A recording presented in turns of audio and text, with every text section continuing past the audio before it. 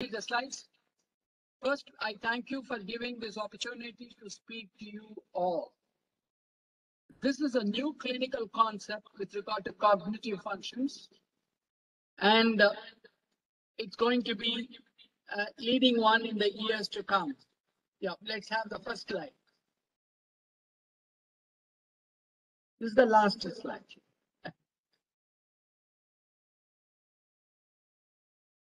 Thank you. Now, human beings, especially doctors, requires 6 senses. The first sense is perceptual sense, then recording sense. Third is common sense everybody has, which will give us a clinical sense. Once you get the clinical sense, you get therapeutic sense automatically. One swallow does not make a summer.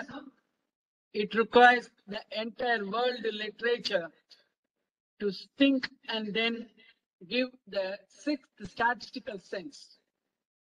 Then naturally everybody gets the happy sense finally. This is small senses that we have to know. People thought cerebellum is only predominantly motor. Now we know very clearly it is cognitive, that is perception plus thinking, and the affective is the motor expression of emotion. Both of them are connected to cerebellum. Next slide. Now, we are going to discuss about this important clinical finding. Next slide. Our objective are, next slide. It is identification of the region of the cerebellum relevant to the cognitive function, describe the cognitive process in which the cerebellum is involved, and third is discuss the involvement of the cerebellum in neurodegenerative disorders associated with cognitive impairment. Next slide.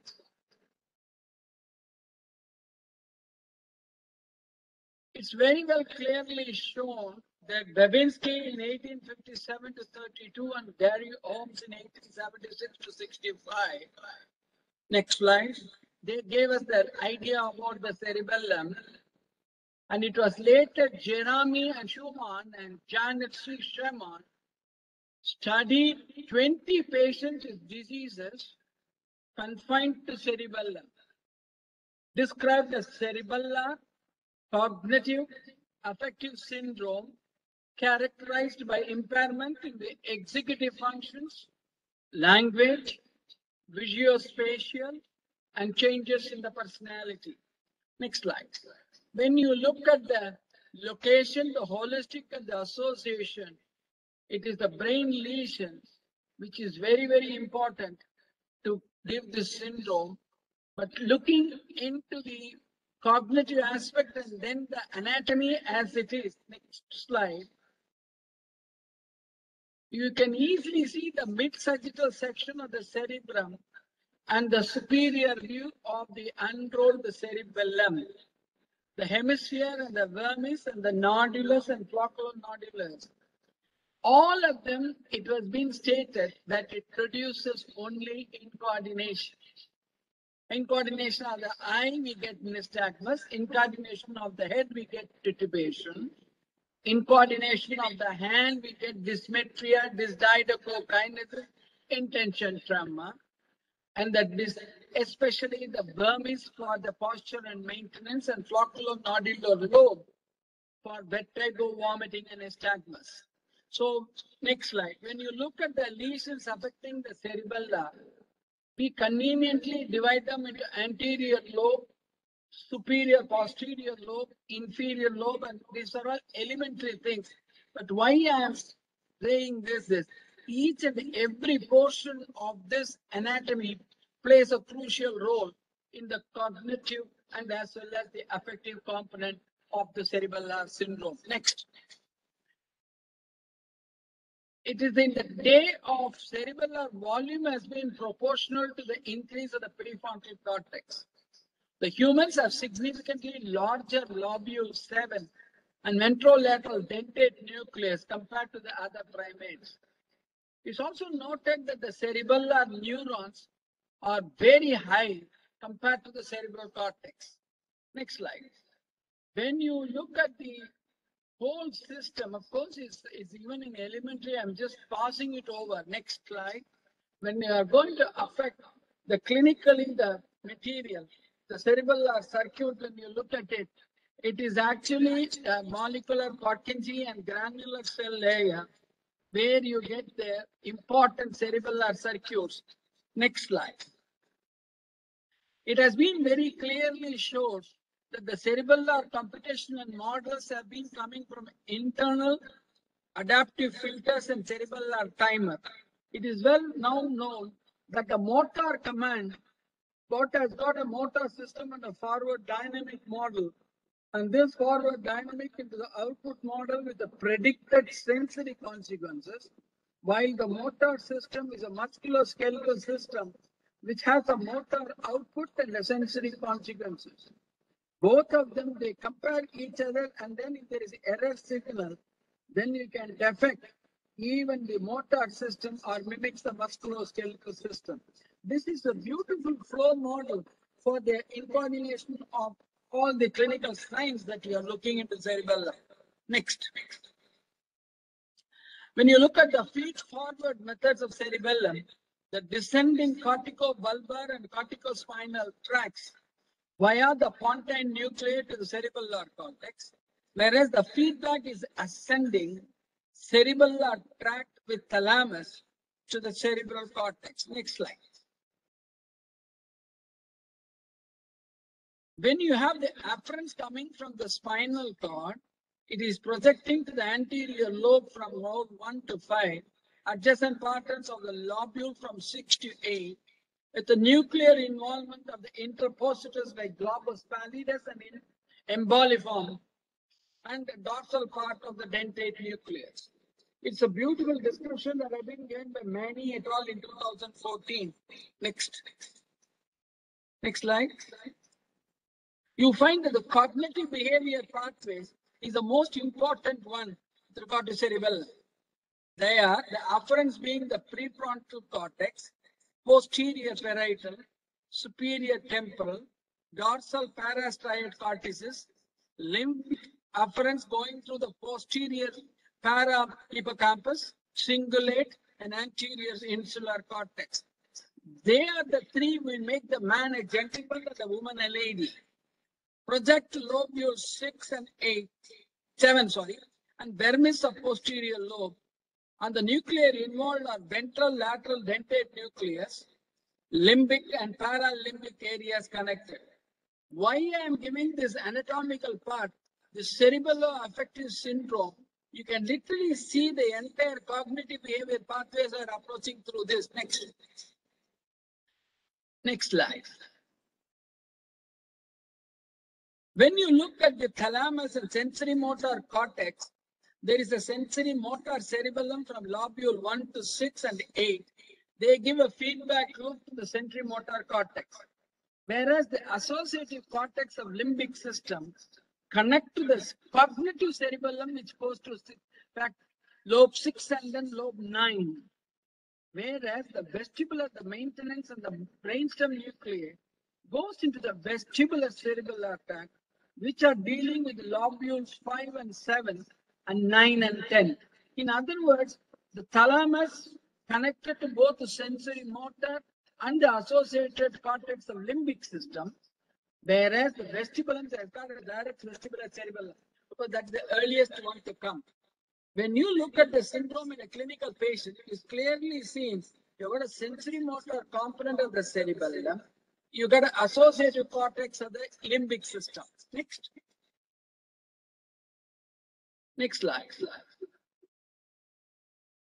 So you can see beautifully the yellow color is with regard to the motor. The cognitive affective component you can see already, which I've described all the views. And then finally the green coming into vestibular syndrome, which is graphically represented onto the cerebral component. It is a very useful because this is given by Manto in 2015 with Marianne. They give us an idea that there is a circuit going through this. So whenever you get a lesion in cerebellum, it can be a motor component, it can be a cognitive and affective component, and rarely the vestibular system because it comes more posteriorly. Next. The dentate nucleus connects to oculomotor, prefrontal, and posterior parietal cortex. All areas involved in attention. This is the most important thing that is affected. The divided attention is more affected than sustained attention. Results are, of course, inconsistent from the world literature, including in our patient. But you must do this on a larger scale so that we don't step into statistical type 2 error. It is very difficult to separate from its role in motor, oculomotor, and working memory. Next slide. When you look at the structural and functional connectivity of the cerebellum with the prefrontal cortex, the most wonderful way the cerebellum deals with it are in perfect memory, working memory, set shifting, inhibition, phonemic fluency, planning and predicting the outcome. The dominant region is lobule 6 and 7, ventral and lateral tentate nucleus. This has been done by Buchner et al. In 2009. Next. When you look at the main working memory, of course, all these areas which have been involved, the role of the cerebellum, ether2 motor cortex is now beautifully involved in the subvocal repletion, verbal working memory that may be more affected than the spatial memory, more pronounced with damage to the right cerebellum than the left cerebellum. Next. The next is the phonemic influence. If you remember the word F, this gives you the wonderful idea. It is fancy, fanciful, fanciful, fantastic, fantasize, fanatic, and fanatism, and fanatically. The phonemic fluency is more impaired than semantic fluency. Phonemic clustering is common. Difficulty in category switching and usually associated with the right cerebellar hemispheric lesions. Next. When you look at the speech, of course, associated with the anterior cerebellum, deficit may present as dysarthria or apraxia of speech. Language may be presenting with the difficulty of syntax, naming, reading, writing, and metalinguistic aspects. This has been by Heinam in 2011. Next. Implicated in the grammar processing is the morphemes, omission of freestanding grammatical morphemes, substitution of Brown grammatical morphemes, omission of auxiliaries and clitics. Right cerebellum appears to play a more significant role. If you remember this, the phoneme part of it, the right hemisphere, that is the cerebellum.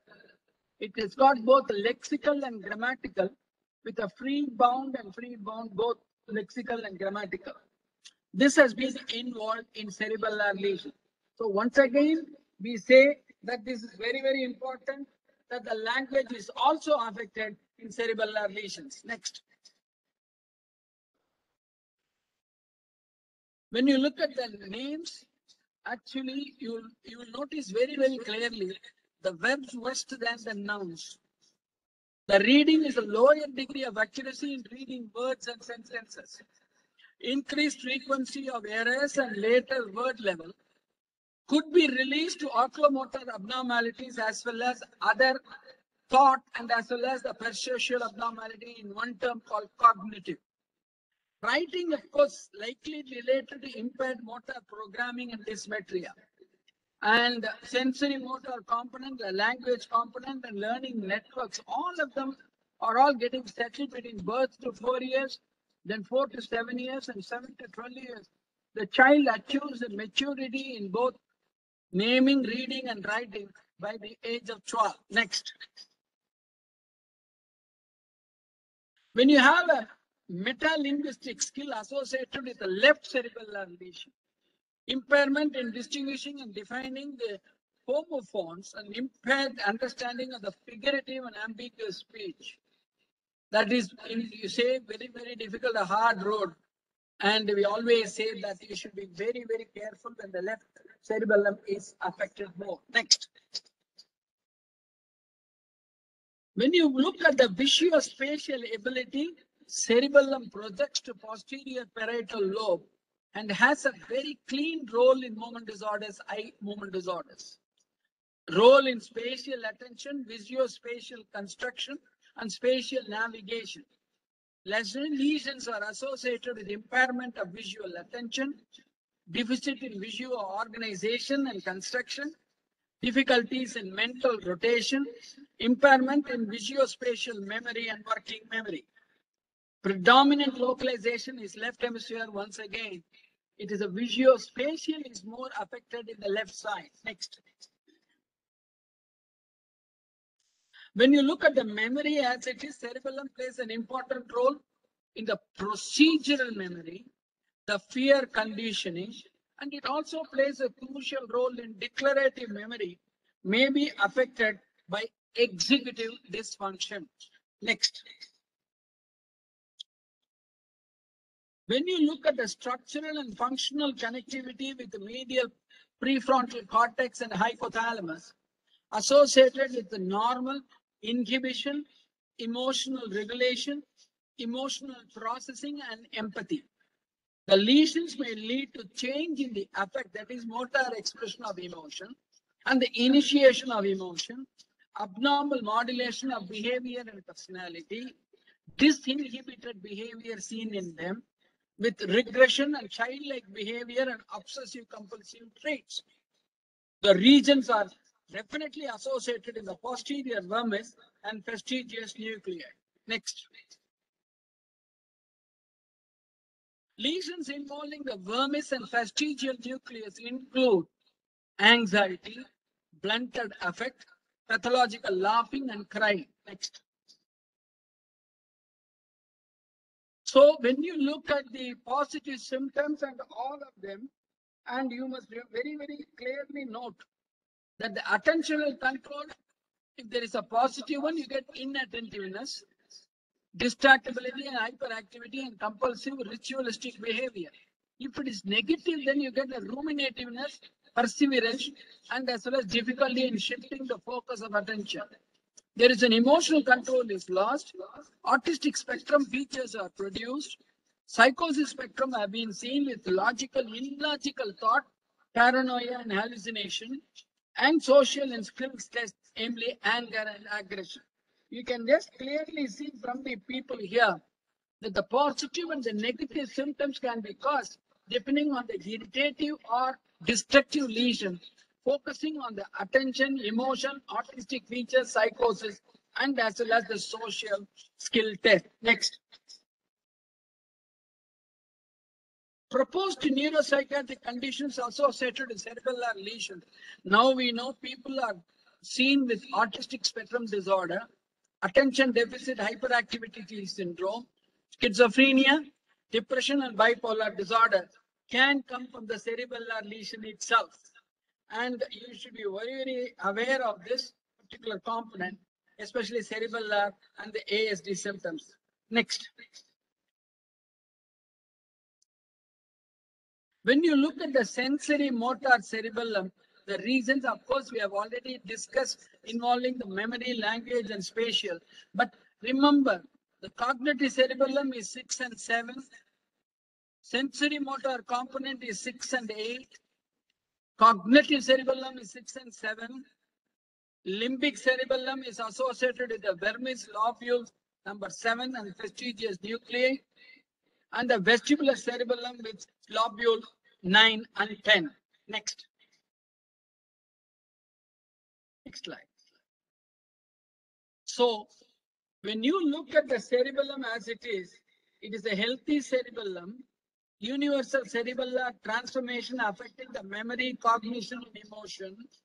If there is a cerebellar hemorrhage or injury, either infection due to encephalitis or due to space occupation or due to vascular exclusion, universal impairment does produce dysmetria of movement, which produces ataxia, dysmetria of thought.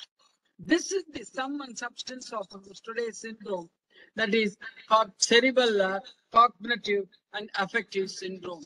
If one knows this particular flowchart diagram, I have given you the bird's eye view of what is going to happen in future, how the cerebellum is going to have through the tracks connecting the memory, the thought, and then actually the language functions. In all the three spheres of body, you can literally see the affection coming through from the cerebellum, not necessarily due to the cortex, but it is essentially coming through what I call it as a cerebellar lesion. We had a series of cerebellar lesions. When we looked at it, we have found that this is true because when we found that the patient has cerebellar signs, unfortunately, the video is not coming. I wanted to show 3 videos on this. But that's the reason why I've spent a long time on expressing the anatomical facts with the physiological functions, leading on to pathological states that we give as a specific name called cerebellar cognitive affective syndrome. In conclusion, next slide. It is very, very a unified paradigm of cognitive neuroscience. Or is it a simplified neurodynamics? The relationship between the different levels of modeling are very, very important in the research analysis. The simplified dynamics and psychological spaces provides low dimensional representation of mind events that is greater, equal or greater than geometrical theory of mind.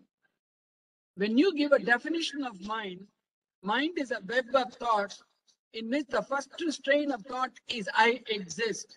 So this has got a specific role to play in the thought mechanisms of the mind. There is a recurrent neural network. There is a reservoir computing and the equal to or more than psychological spaces. There are people who strongly believe that the psychological spaces play a crucial role in the disease, and some of them believe that is a neural network reserve computing is the role of the dog. Usual technical psychological inspirations and applications, including understanding of intuition, language, creativity, and other functions. Why nature has given so much of neurons in the cerebellum than in the cerebral cortex is amply proved by the structure and the function related the cerebellar function, resulting in both cognitive and affective functions. That really opens up the many questions which you have to answer in the future today. That is the high dimensional personal spaces with finite geometry needed for visualization of the mind events. Will the model be understandable in future, or the need of mathematical characterization of the personal spaces? Challenge is the neurodynamic model equal or more than personal spaces for monkey categorizations, and the large-scale stimulations of models of mind are missing. But hierarchical approach, the networks in simulated environment is coming in the future. We have now started seeing this. No longer the anatomical localistic function. Now it is 100% network-related functions. At the end of the road, physics-like theory of events in mental spaces, mind as the shadow of neurodynamics, which is going to be the answer for the future. I think I must give a real, I've just given a bird's eye view of what is happening in the field of cognition and affect. I think it is up to the generation which is going to start from now, going into the different clinical aspects and as well as in the physiological aspects. And giving an excellent institution for all of us is Professor B. Ramamurthy and all our professors were given as an inspiration to get into the basics of any clinical science. I think we are going to take the bench into the bedside clinics in this cognitive syndrome. I think we are very thankful to the entire people who have been associated with it. Next slide. And above all, I just wanted to dedicated to my family who made everything worthwhile in this talk. I'm very thankful. I just want to finish by saying, please read not to contradict or confute, not to believe or take it for granted. Please weigh and consider the anatomical part of cerebellum, the physiological functions of cerebellum. When there is a pathology of the cerebellum, it can cause a affective component, B, it can cause cognitive efficiency, 3, and then you have D, speech problem, and finally the psychiatric problem coming through the clinical centers. Once again, I thank the organizers for giving me this opportunity to share some of my thoughts, which of course a lot of cases are there which you have accumulated for want of time. I'm exactly restricting to the physiological anatomical process. Thank you very much, and thank particularly Sarah and the Helen Foley host, and all the others, Masri, Abhinav, Emily, and then Batak and the Noor Hussain and Richard Bachman, all of them. I am sincerely thankful to one and all. Add you then. Thank you.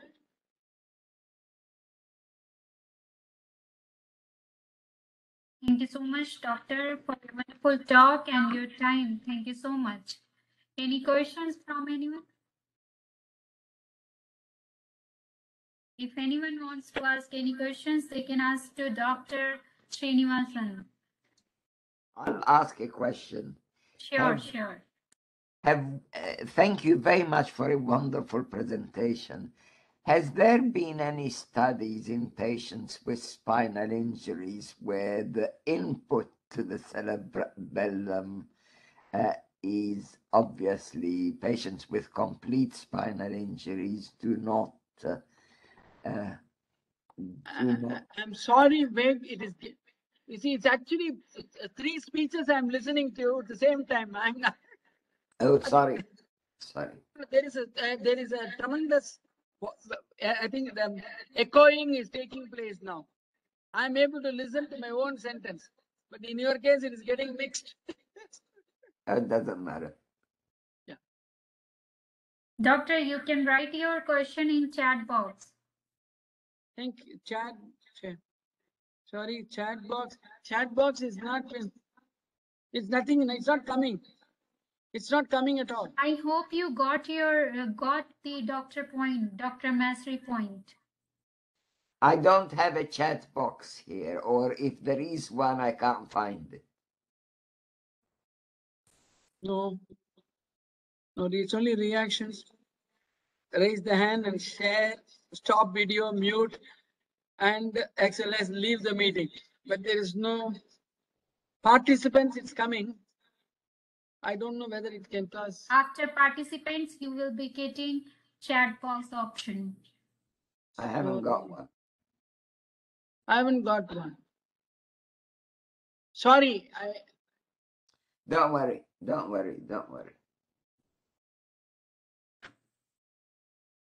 So, Dr. Srinivasan, I hope you got the Dr. Masri points, what he was asking. Can you tell me what he spoke? I'll repeat it. Can you hear me now? Yes. It is better. Okay, fine. What I was asking is that have there been any studies to find out the effect of a spinal cord injury on the cerebellum? Thank you very much for opening this. And we have said each cell is independent, but interdependent between the neurons and the spinal cord and the neurons in the cerebellum. And they have got an afferent out. So they get incoordination partly due to dorsal spinal cerebellar tracts, ventral spinal cerebellar tracts. So if those lesions are damaged, especially in the brain, you will also get the signs from the cord. But this has not been studied clinically. It has been seen in isolated cases. So ataxia as a presentation due to dorsal spinal cerebellar tract, we have been taught in our clinical neurology like that. But immediately doing this analysis on this, at that time the CT PET was not available. I would be interested, because I listened to your wonderful talk, whether you had any CT PET studies on spinal cord lesions, and then especially with regard to lobule 7, 8, 9, and 10, Did you have any abnormality? Sorry, I'm not quite sure about the question. The question is, did I The have? question is, when you get a lesion in the spinal cord, Yeah. the CT PET analysis of the cerebellum, was it done? All right. Yeah. Sorry, we do not have a CT PET. I Yeah, wish sure. we had one, but yeah, and but okay. Could you tell me what to look for clinically to see whether there is Clinically, I would say walking one foot behind the other, coordination in the lower limbs, which is the part of parcel of the cerebellar lesion. Yeah, but coordination, they don't move. But the problem is, no, this can be seen in not a full case because he's going to be paraplegic. But the recovering person, how does he recover? It's more interesting. Yeah. Especially the child that we had. It's actually the video was about to see a 21-year-old girl who had an encephalitis at the age of 21.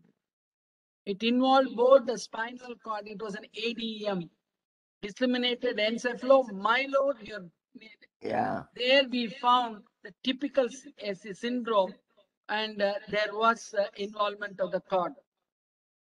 But how much contributed by the cerebellum, how much contributed by the spinal cord, we could not do it. You're absolutely right. I mean, we deal with patients with complete cord damage and patients, as you've seen, with long tract sparing. Yeah. And some of those who recover, initially, they have some problem coordinating in the early stages of recovery. Those you've seen walking and running, they didn't recover straight away to doing that. There is some coordination problems, but they get better and better and better, as you have seen here. Yeah. Correct. Yeah. Absolutely. Yeah, fine. Fascinating. Thank you for your lovely question once again.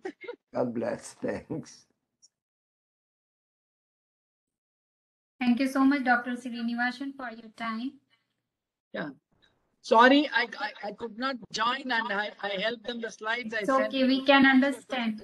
It's Yeah, okay. thank you very much. Thank you so much. Thank you. So I Good would day. like to request to everyone, please start your video so that we can take a group photo.